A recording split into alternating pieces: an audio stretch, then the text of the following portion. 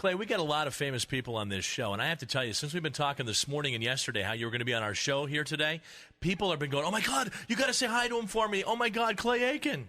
Really? Does that amaze you that you can come from American Idol contestant to, like, sex symbol? I would definitely not use the word sex symbol. I think that's a little crazy. I think, I'll tell you what, it's just Ohio is literally one of the best states we play, without a doubt. Wow. Every single year, we're constant. Every single summer, it's always one of my favorite states to play. Last year we did I think like 4 times, and this year I think we're in Ohio 3 times. And every single Ohio audience is usually the most energetic. I'm sure all the other states are going to get mad because I did an interview in Columbus yesterday, and I said the same thing. Well, there you go. Well, you're coming here August 24th, Scene Pavilion, and we're pumped about it. What have you been doing for the past, this off time? Have you been writing a lot, or what's been going on?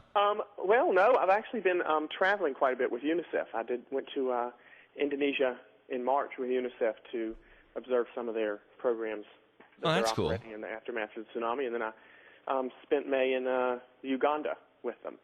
Look at you all, like, bi-coastal.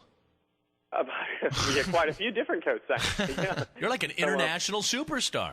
I don't know about that, but see, now we have to say sex symbol / international superstar. Clay Aiken. You can say whatever you want to. Don't make it true. Clay, do you still watch American Idol, and do you stay in touch with all the contestants that you were up against? Well, like I said, I was out of the country so much this year I didn't get a chance to see it. And most of the people who have been on the show have gone on to do their own thing and do bigger and better things. So we don't stay in touch as much as I'd like to. I talked to Ruben a few weeks ago. We try to stay in touch as much as we can. We're still good friends. And Kimberly Locke is quite busy, and I try my best to get in touch with her as often as possible. Obviously, we were roommates for about a year right after we got off the show. And then Kelly and I are good friends, and we talk frequently. But other than that, I haven't really had an opportunity to talk to too many people. Clay Aiken, Jen Toohey, who does our midday show, is such a huge fan of yours, and she begged us to come in early today, and she wanted to ask a question. Go ahead, Jen. Well, my question actually was about Kimberly. I had seen like an article in Us Weekly where they showed the inside of your pad and everything. Looked super swanky cool, by the way. Okay, thank you. You're welcome. How does that work? I mean, you're traveling so much. Do you actually have like a home base? Where is it now if you're not living with Kimberly? Well, Kim and I both parted ways, I guess, in September last year, and we both bought a house in L.A. Oh. Both of us are not too far away from where we initially were, so I have my own place here, and she has her own place here as well. So do you spend a lot of time at Home Depot then, since you bought a house, or do you have people I did. I felt like such a dork because I actually liked going to the Lowe's. When I left for tour last summer, the agency that puts together the tour usually gives us a tour gift, and that was the tour gift. They got me a gift certificate to the Lowe's, and I was so excited. Clay, when you look at today versus a couple years ago, how many things have dramatically changed in your life? Are you driving a fancy, different car now? Your house has got to be immaculate. I mean, what other kinds of things do you have that you didn't have before? Well, my house is immaculate because my mom's a decorator, and she decorated it for me. So I didn't have too much to do with anything immaculate in the house. I would have had clothes on the floor if I had my choice. A lot. I mean, obviously, a lot of stuff has gotten different. With going from being a teacher to not anymore, to say the very least. Sure. I think a lot of it is just about the way people, fortunately and unfortunately, the way people treat you. Obviously, I get treated with a lot. I don't even know.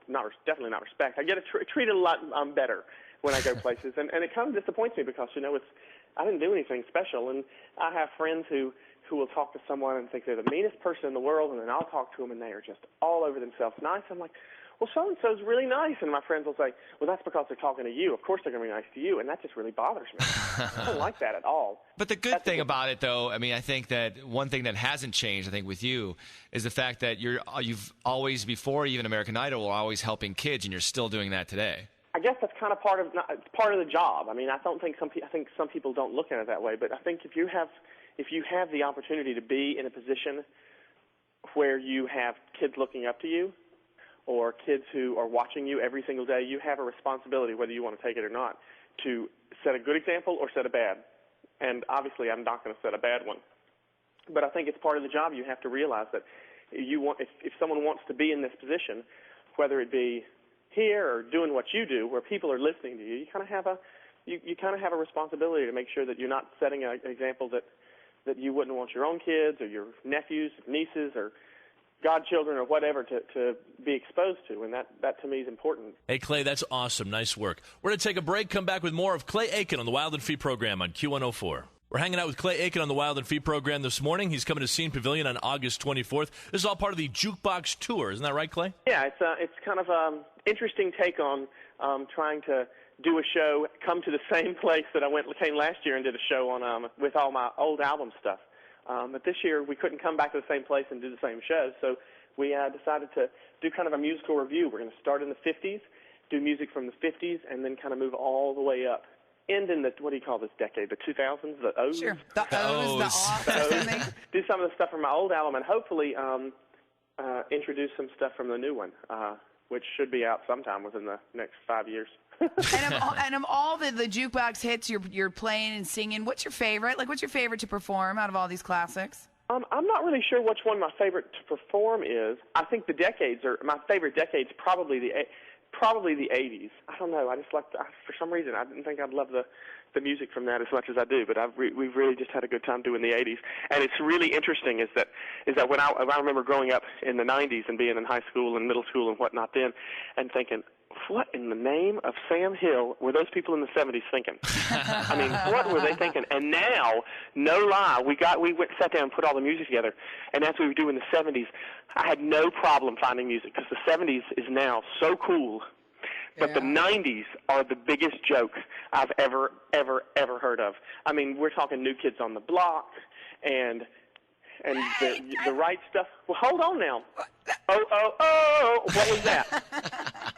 I didn't mind really. A nice New Kids. What were we thinking when we listened to Milli Vanilli? Come on now. I still have their album, even though they're fake. I like that music. Even though they're fake. Well, you know what, Clay? Well, you know, they weren't singing it. Yeah. You know what, Clay? When you came on the scene, I thought, how is he going to get played on the radio? Because that style of music isn't necessarily down the middle. And all of a sudden, we've got Josh Groban, we got Michael Bublé. I mean, you're right in that same category. Well, I think people kind of, I hope, let's put it this way, I hope people are kind of craving something that's a little more traditional. You listen to the top 40 station, those other guys, and they're playing stuff that, they're getting edgier and edgier, and I think that there's a longing for people to kind of come back to something they can all listen to, the whole family can listen to, everyone in the family can enjoy. I mean, you look at the reasons that American Idol is so popular, or the reasons that people like Jessica Simpson are so popular. It's because she puts on a performance, does a show that everybody likes.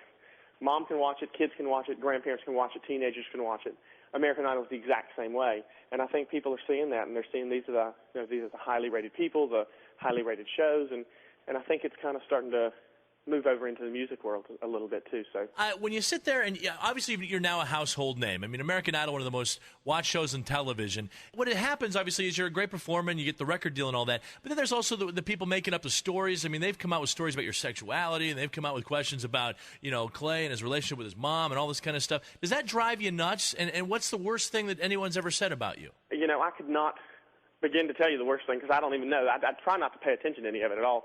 I think when we were on the show, one of the biggest lessons that we learned, especially on our season, because everybody seemed to be in the tabloids our season, was, just to ignore it. I mean, I unfortunately had to watch some of my friends at the time when we were on the show open up the National Enquirer or whatnot and just get really torn up about things that people say, and it's kind of part of the business. You as much as I get to sleep in, I don't have to wake up at 8:30 in the morning. I do have to deal with other things that other people that I wouldn't have to deal with if I was a teacher, and that's just one of them. Like I was saying, I watched my friends have to suffer through some stuff while we were on the show, and I just kind of told myself, if I want to do this, it's something that's going to come. It's going to be not going to be true. It's going to be, made up. Someone's going to try to just sell newspapers or whatever, just like they're doing with these guys, and I'm just going to ignore it. So that's kind of the take that we take. Well, I love your approach to it. We love your music, and we can't wait to see you August 24th at Scene Pavilion there, Clay. Well, I'm looking forward to it, too. All right, give it up. Clay Aiken right there, guys. Yeah. All right. Thanks, Clay. Thank you, guys.